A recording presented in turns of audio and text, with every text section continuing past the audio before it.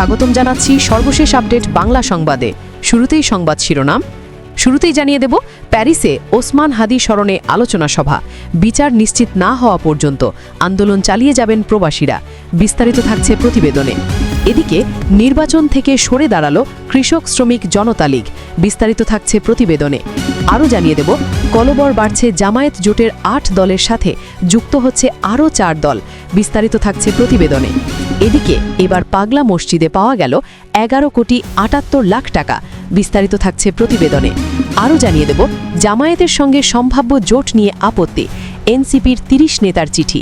বিস্তারিত থাকছে প্রতিবেদনে। এবং সর্বশেষ জানিয়ে দেব, সংখ্যালঘুদের নিয়ে বিভ্রান্তি ছড়াচ্ছে আওয়ামী লীগ, প্রেস সচিব। বিস্তারিত থাকছে প্রতিবেদনে। এতক্ষণ শুনছিলেন সংবাদ শিরোনাম, এবারে বিস্তারিত।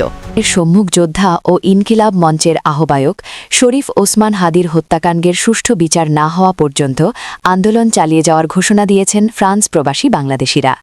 প্রয়োজনে সারা বিশ্বে ছড়িয়ে থাকা কোটি রেমিট্যান্স যোদ্ধাদের সাথে নিয়ে আবারও রেমিট্যান্স শাটডাউন কর্মসূচি ঘোষণার হুমকি দেন তারা।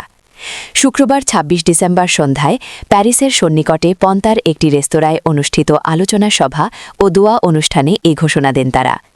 শহীদ শরীফ ওসমান বিন হাদির বিপ্লবী জীবনের ওপর আলোচনা এবং তার শাহাদাত কবুলের জন্য এ দোয়া অনুষ্ঠানের আয়োজন করে শহীদ ওসমান হাদি সমর্থক ফোরাম।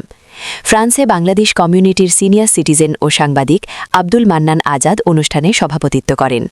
ওসমান হাদি সমর্থক ফোরামের আহ্বায়ক ও প্রবাসী সিনিয়র সাংবাদিক FBJA সহ সমন্বয়ক মোহাম্মদ কামারুজ্জামানের পরিচালনায় স্বাগত বক্তব্য রাখেন ফোরামের সদস্য সচিব আজাদি আবুল বাশার হেলাল। এদিকে নির্বাচন থেকে সরে দাঁড়ালো কৃষক শ্রমিক জনতা লীগ। আসন্ন ত্রয়োদশ জাতীয় সংসদ নির্বাচনে অংশ না নেওয়ার ঘোষণা দিয়েছে কাদের সিদ্দিকীর নেতৃত্বাধীন কৃষক শ্রমিক জনতা লীগ। শনিবার ২৭ ডিসেম্বর দলটির ভারপ্রাপ্ত সাধারণ সম্পাদক শফিকুল ইসলাম দেলোয়ার স্বাক্ষরিত এক প্রেস বিজ্ঞপ্তিতে এ তথ্য জানানো হয়। এর আগে দলের প্রতিষ্ঠাবার্ষিকী উপলক্ষে ২৪ ডিসেম্বর অনুষ্ঠিত বর্ধিত সভায় দীর্ঘ আলোচনার শেষে সর্বসম্মতিক্রমে নির্বাচন বর্জনের সিদ্ধান্ত গৃহীত হয়। বিবৃতিতে তিনি বলেন, অবাধ ও নিরপেক্ষ নির্বাচনের প্রত্যাশায় ১৯৯৯ সালে সখীপুর বাসাইল উপনির্বাচনের মধ্যে দিয়ে কৃষক শ্রমিক জনতা লীগের জন্ম হয়। শুরু থেকেই একটি গণতান্ত্রিক নির্বাচনী দল হিসেবে দাবি করে বলেন, সবসময় সুষ্ঠু ও নিরপেক্ষ নির্বাচনে অংশগ্রহণ করতে চাই। বিবৃতিতে বলা হয়, গত ৩টি জাতীয় নির্বাচন সুষ্ঠুভাবে অনুষ্ঠিত হয়নি, যার প্রমাণ দেশবাসী প্রত্যক্ষ করেছে। গত জুলাই অভ্যুত্থানের মাধ্যমে বিদায়ী সরকারের পতনের পর জনগণের প্রত্যাশা ছিল একটি অবাধ ও নিরপেক্ষ নির্বাচনের, কিন্তু অন্তর্বর্তী সরকার এখনও সে ধরনের নির্বাচনী পরিবেশ নিশ্চিত করতে পারেনি।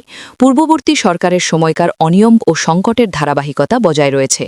বিবৃতিতে আরও বলা হয়, বর্তমানে দেশে মানুষের যান মাল ও সম্পত্তির নিরাপত্তা নেই, আইনের শাসন চরমভাবে অবনতির দিকে, উন্নয়ন কার্যক্রম কার্যত স্থবির।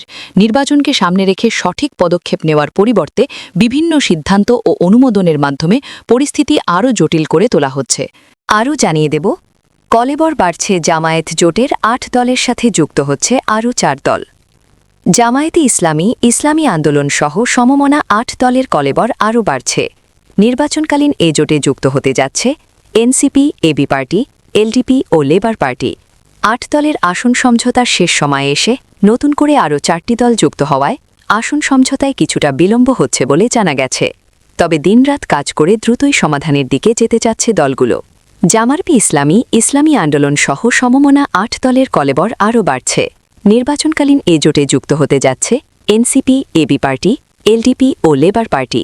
৮ দলের আসন সমঝোতার শেষ সময়ে এসে নতুন করে আরও 4টি দল যুক্ত হওয়ায় আসন সমঝোতায় কিছুটা বিলম্ব হচ্ছে বলে জানা গেছে। তবে দিনরাত কাজ করে দ্রুতই সমাধানের দিকে যেতে চাচ্ছে দলগুলো। ৫ দফা দাবি নিয়ে অনেকদিন ধরেই আন্দোলনে রয়েছে জামায়াতে ইসলামী সহ ৮ দল। এ দলগুলোর মধ্যে রয়েছে পীর সাহেব চরমোনায়ের নেতৃত্বাধীন ইসলামী আন্দোলন বাংলাদেশ, খেলাফত মজলিস, বাংলাদেশ খেলাফত মজলিস, খেলাফত আন্দোলন, বাংলাদেশ নেজামে ইসলাম পার্টি, জাকপা ও বিডিপি। আগামী ১২ ফেব্রুয়ারির ত্রয়োদশ জাতীয় সংসদ নির্বাচনের তফসিল ঘোষণার পর প্রার্থী বাছাই শুরু করে এই ৮ দল। জানা গেছে, ইতোমধ্যে প্রায় ৮০% সমঝোতার কাজ শেষ হয়েছে। সর্বশেষ কিছু আসনে চলছেরা বিশ্লেষণ চলছে।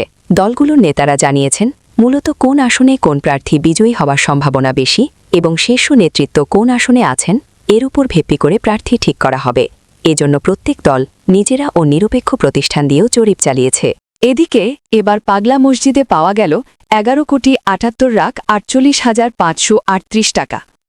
কিশোরগঞ্জের পাগলা মসজিদের দানবাক্স থেকে এবার 11,78,48,538 টাকা পাওয়া গেছে। শনিবার রাত 7:15টার দিকে পাগলা মসজিদ পরিচালনা কমিটির পক্ষ থেকে এ তথ্য নিশ্চিত করা হয়েছে। 3 মাস 27 দিন পর আজ শনিবার 27 ডিসেম্বর সকাল 7টায় খোলা হয় মসজিদের 13টি লোহার দানবাক্স। বাক্স খোলার সঙ্গে সঙ্গেই চোখে পড়ে টাকার স্তূপ।